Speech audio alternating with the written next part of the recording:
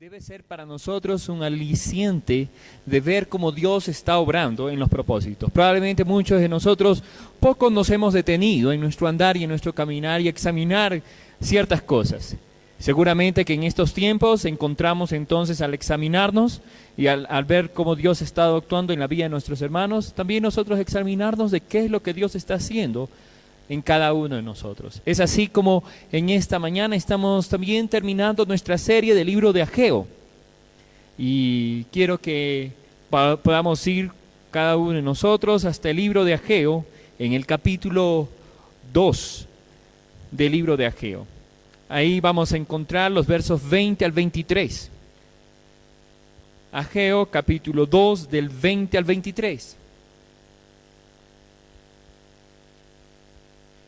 La palabra de Dios dice así: vino por segunda vez palabra de Jehová a Ageo a los 24 días del mismo mes, diciendo: habla a Zorobabel, gobernador de Judá, diciendo: yo haré temblar los cielos y la tierra, y trastornaré el trono de los reinos, y destruiré la fuerza de los reinos de las naciones, trastornaré los carros y los que en ellos suben, y vendrán abajo los caballos y sus jinetes, cada cual por la espada de su hermano.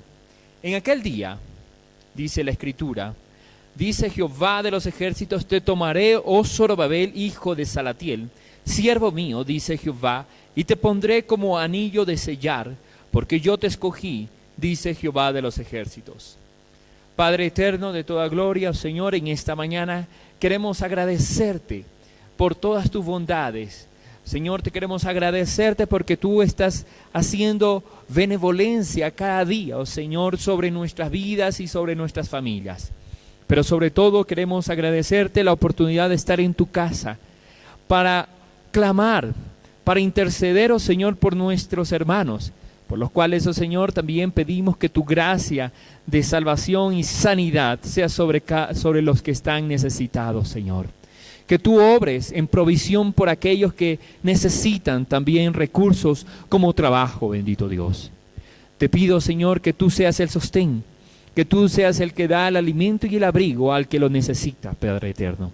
Oramos también en esta mañana, Señor, por nuestras autoridades, desde el presidente de la República, sus ministros y colaboradores y sobre toda persona en autoridad, para que tú, oh Señor, puedas obrar en sus corazones y ellos sobre todas las cosas pueden llegar a conocerte como el Señor y Salvador de sus vidas.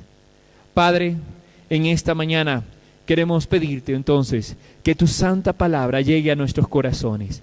Espíritu Santo, habla a nuestra vida, habla a nuestro espíritu, transforma nuestro corazón, muéstranos aquello que tú, oh Señor, anhelas y deseas que sea transformado en nuestras vidas. En el nombre de Cristo Jesús. Amén y amén.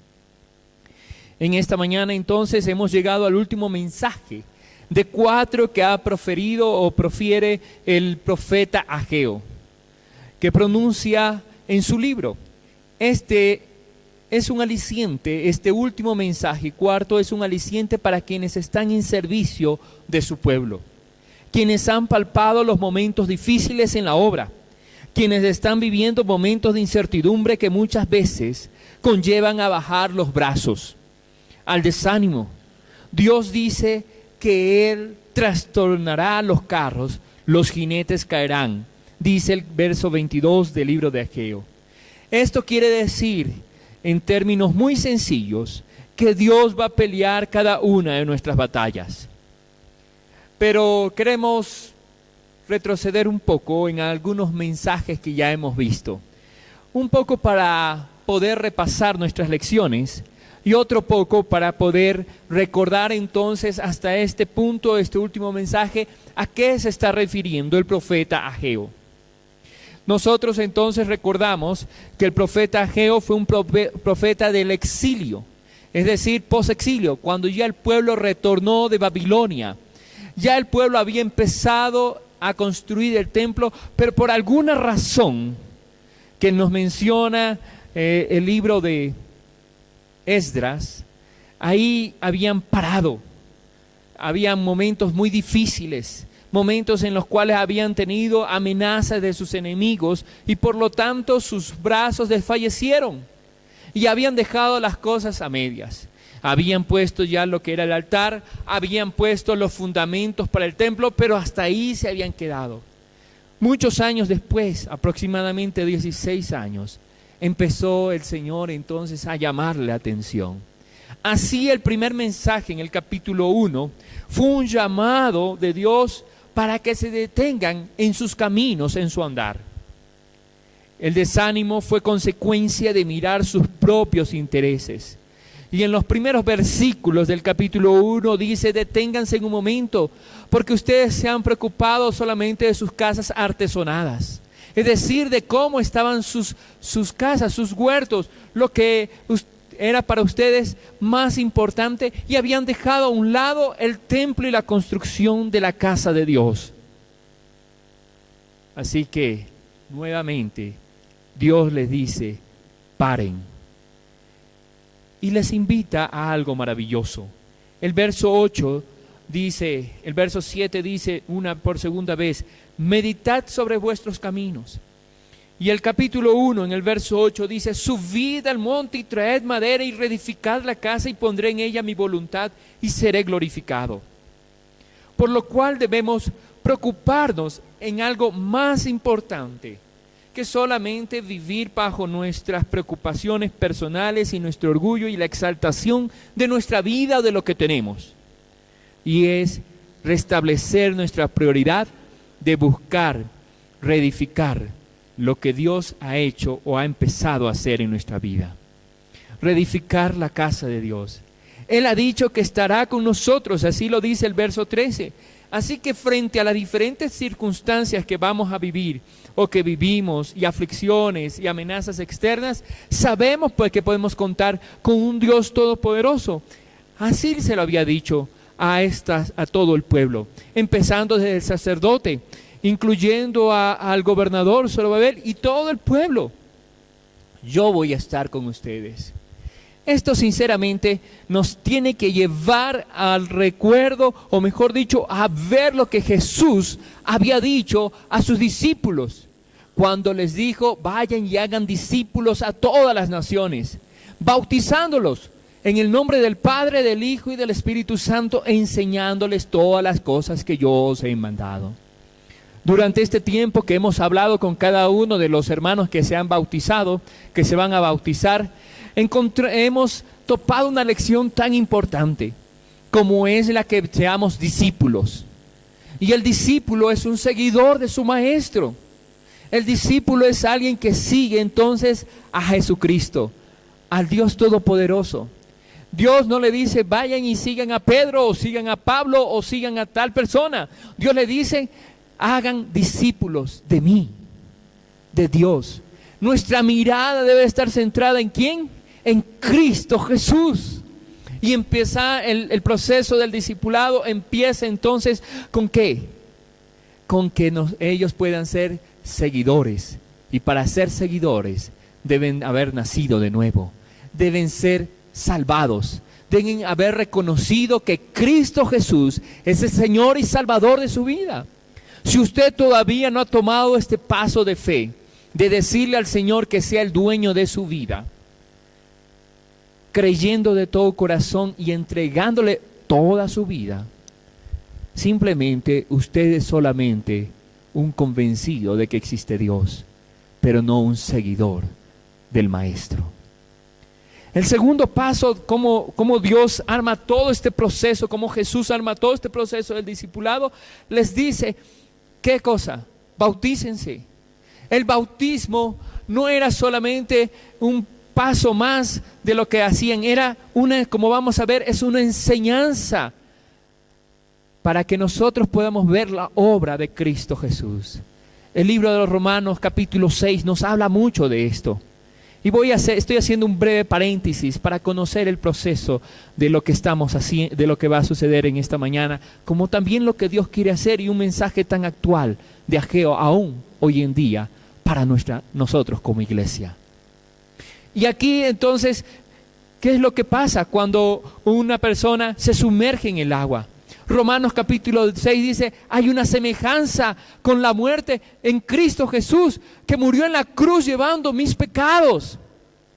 Y lo que estoy haciendo es decirle a las personas que me están viendo o que van a ver que yo he decidido morir juntamente con Cristo a mis pecados y someterme a Él. Y cuando me levante, lo que simboliza, lo que asemeja, tal como dice el libro a los Romanos, es que hemos resucitado. ¿Para qué? Para vida eterna. Vida eterna con Cristo Jesús. Una persona nueva en Cristo Jesús. Eso lo hizo Jesucristo en la cruz del Calvario. Y este es solamente un testimonio público de lo que yo he tomado como decisión en el momento que lo recibo. Por eso la gente cuando recibía se arrepentía, dice el libro de Hechos capítulo 2 verso 41, se arrepentían y eran bautizados porque inmediatamente cumplían una obediencia a Dios. El bautismo entonces es un cumplimiento quizás del primer mandato de obediencia que el Señor Jesús nos ha entregado. ¿Y cómo yo voy a decirle que sea el Señor si no le obedezco? Si usted todavía no se bautiza, usted tiene que obedecer a Cristo y bautizarse. Porque eso implica entonces que yo le dejo mi señorío ¿a quién? A Dios. Y me someto a todos sus mandatos y enseñándoles. Quiere decir que todos debemos ser enseñados. Porque nadie da lo que no tiene. Nadie da lo que no tiene. Y si usted no es enseñado, si usted no recibe esa palabra y la estudia, la hace suya y la pone por obra, usted, déjeme decirle, no está creciendo y no está viviendo en lo que Dios quiere que usted viva. Conocer sus propósitos se hace tan importante. Por eso cuando Ageo habla al pueblo, le dice claramente: dejen a un lado lo que estaban haciendo, deténganse en sus caminos y busquen hacer lo que Dios les ha demandado hacer. Construyan mi templo. ¿Cuál es esa lección para hoy en día? Como más adelante vamos a ver, debemos construir ¿qué cosa?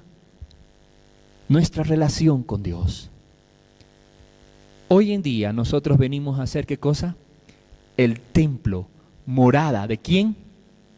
Del Espíritu Santo. Nosotros somos entonces habitación del Espíritu Santo. Cuando tú recibes a Cristo, el Espíritu Santo de Dios está en tu vida. Efesios dice que nosotros hemos sido sellados por medio del Espíritu Santo, si es que hemos recibido a Jesucristo como nuestro Salvador y personal. Qué gran verdad entonces que se pone en nuestra vida. Y esto nos lleva al segundo mensaje. A partir del capítulo 2 en adelante, del verso 1 hasta el verso 9, nosotros encontramos ese segundo mensaje de Ageo. Y el segundo mensaje fue un llamado a todos, a todo el pueblo. ¿A quiénes dijimos? Al sacerdocio, por medio de Josué el sacerdote. ¿A quién más? A Zorobabel, que involucraba ¿qué cosa? La autoridad civil, el gobernador, y a todo el pueblo, como dice la Escritura. ¿Y cuál fue este segundo mensaje?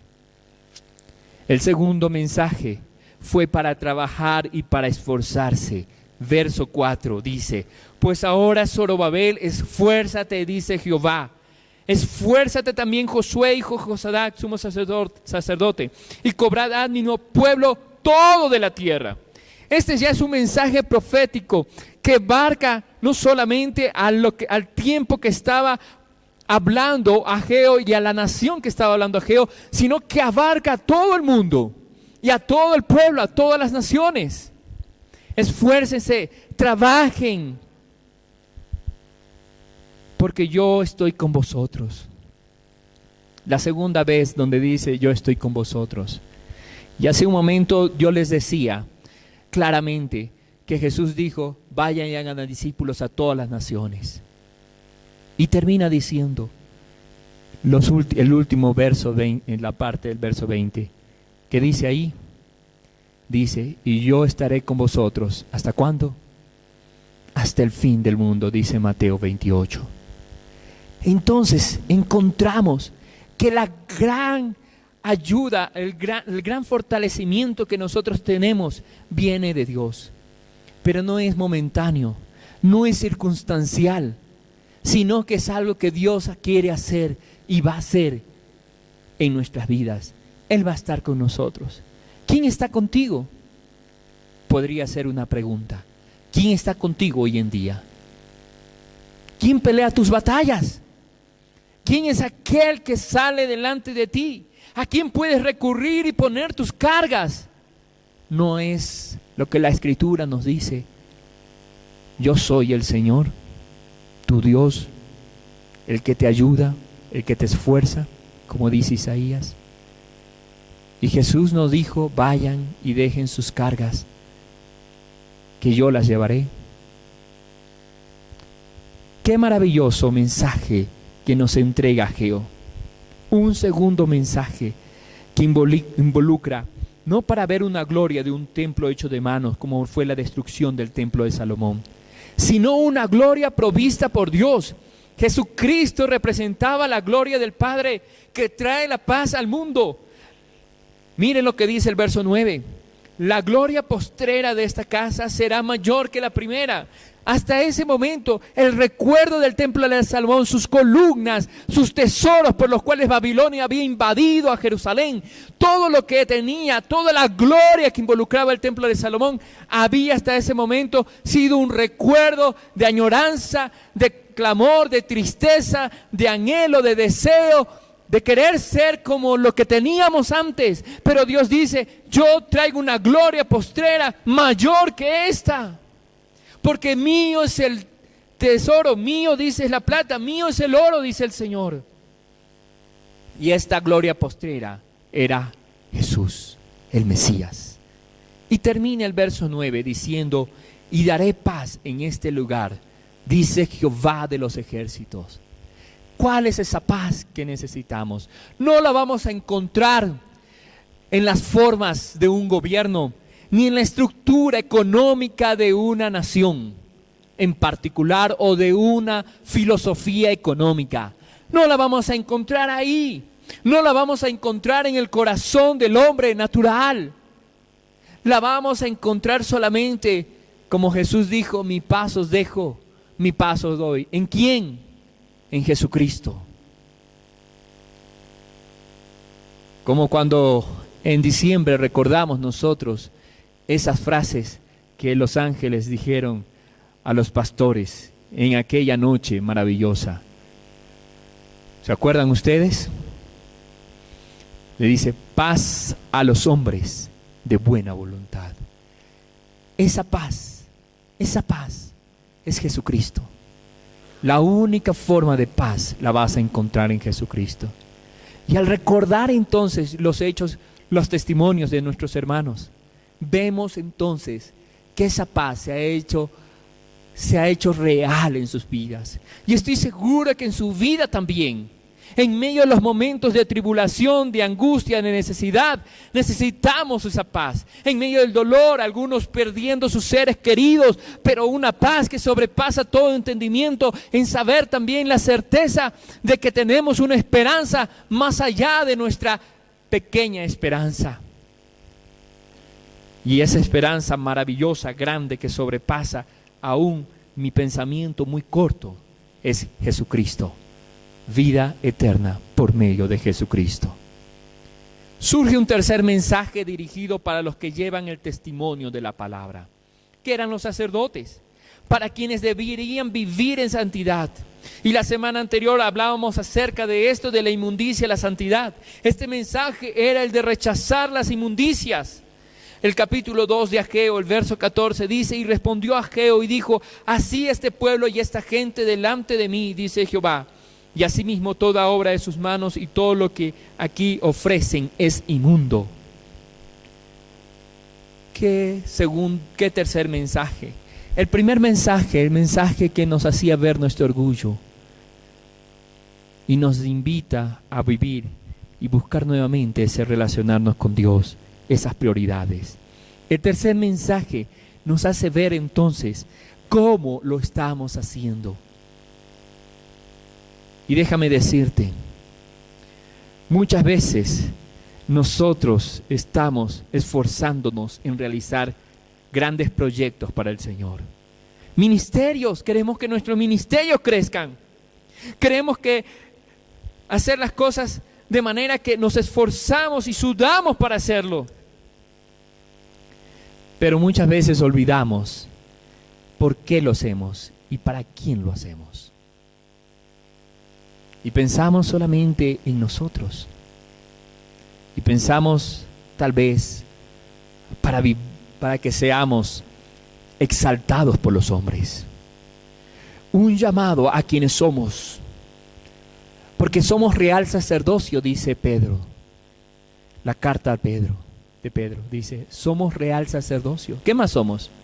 Nación santa, pueblo adquirido por Dios, para que anunciemos las virtudes de aquel que nos llamó de las tinieblas a su luz admirable.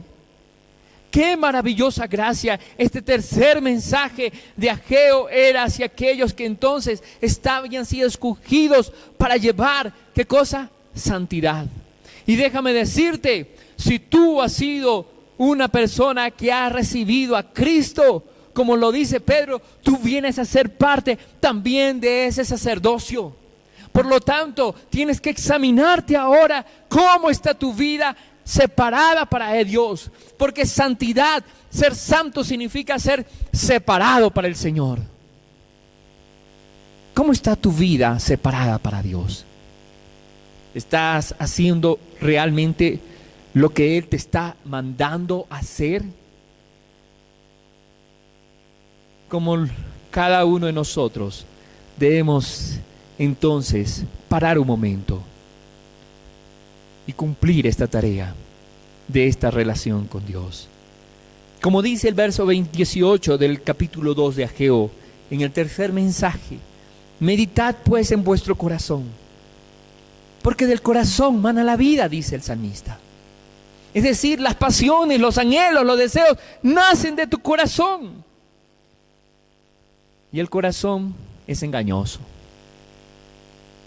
Y así que tienes que cambiar, parar y medita en tu corazón. Desde este día en adelante, desde el 24 del 9º mes, desde el día que se echó el cimiento en el templo, meditad pues en vuestro corazón. Dios ya ha puesto los cimientos en tu vida si has recibido a Cristo. Yo te invito entonces a que en esta mañana tú medites en tu corazón. Pares un momento y digas, ¿estoy viviendo en lo que Dios anhela que viva? Déjame decirte, Dios quiere hacer las cosas buenas.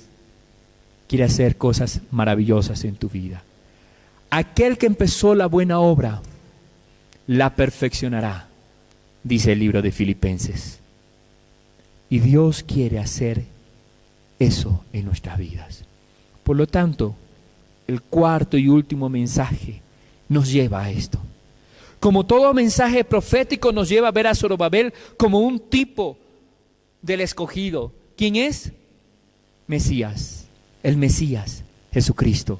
Cuando dice claramente aquí en el verso 23, y en aquel día dice Jehová de los ejércitos, te tomaré, oh Zorobabel, hijo de Salatiel, siervo mío, dice Jehová, y te pondré y te pondré como anillo de sellar, porque yo te escogí. ¿Sabes? Después de Zorobabel hubo el declive de lo que fue todo el apogeo político o de la autoridad, y hubo un declive después de Zorobabel. Pero él no se refería específicamente a sus días, sino a su descendencia. Cuando nosotros vamos entonces al libro de Mateo, en el capítulo 1 del 12 al 13 y a Lucas capítulo 3 verso 27, encontramos la genealogía de Jesús. Y adivinen, mejor dicho, miren ahí a quién encontramos. Sí, Zorobabel, porque a través de esa línea vino entonces el Mesías, refiriéndose a ese mensaje profético mesiánico de lo que Dios quería hacer. Hay muchas amenazas que pueden estar hoy en día estorbando tu vida. carros de a caballo, eran probablemente las herramientas de guerra más modernas en ese tiempo, de mayor impacto bélico en ese tiempo, jinetes. Pero dice el Señor que Él los iba a destruir. Cualquier cosa que hoy en día pueda parecer como una oposición grande, Dios la va a destruir. Hoy en día vivimos mucha oposición, muchas ideologías, filosofías que atentan contra los valores del Señor, contra lo que Dios quiere hacer, y nos desvían y nos hacen ver como que la iglesia queda como uno de los rudimentos de siglos pasados o de mentes muy cerradas. Hoy en día las filosofías de ahora nos hacen ver de que aquel que piensa que tiene un Dios es una persona que vive en un mundo no moderno, no posmoderno, porque son las corrientes posmodernas. Cualquier clase de estos imperios queda destruido y va a ser destruido por el Señor. Gracias a Dios, porque Él dice que ha puesto un sello. ¿Y sabes lo que involucraba un anillo, un sello? Involucraba autoridad. El gobernador sellaba cualquier contrato, cualquier edicto, y eso tenía que cumplirse. Y ahí estaba el sello que se ponía en una cera y marcaba. Era como una firma. Y la palabra de Dios nos dice que nosotros hemos sido sellados por el Espíritu Santo para no ser violados, sino abiertos en el día de salvación. Qué maravillosa gracia, dice en Efesios, escuchamos acerca de lo que Dios ha hecho. Así que tú y yo tenemos esa plena seguridad. Y dice algo más. Y lo último, que es porque ¿qué dice ahí? Yo te escogí. ¿Y sabes qué? Si Dios te ha escogido, Él va a hacer la obra que empezó. Si Dios te ha escogido, Él va a culminar lo que ha empezado en tu vida. Quiero que nos pongamos en pie en este momento. Y probablemente tú has visto a través de estos 4 mensajes, parado en tu vida y meditado, que a lo mejor te has alejado del reedificar la casa y la relación con Dios. La enseñanza de la palabra no ha sido una prioridad en tu vida. El momento de buscar de Dios o el momento de buscar servirle al Señor no ha sido una prioridad en tu vida. Otras cosas han sido más importantes.